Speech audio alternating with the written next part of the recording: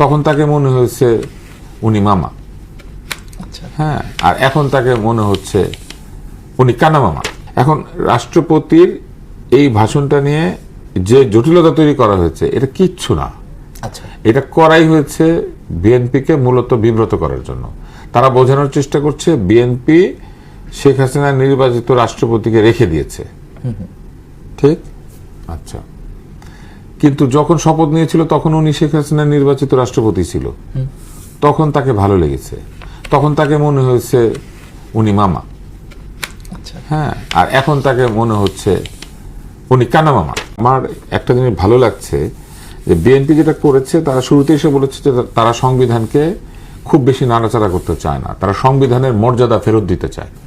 তো সংবিধানের মর্যাদা যদি ফেরত দিতেই হয় তাহলে রাষ্ট্রপতি সাংবিধানিক ভাবে দেশের উচ্চতম পদ, সেই পদের সামনে দাঁড়িয়ে আপনি লেলে ফ্যাফে করবেন, এইটা করা যায় না।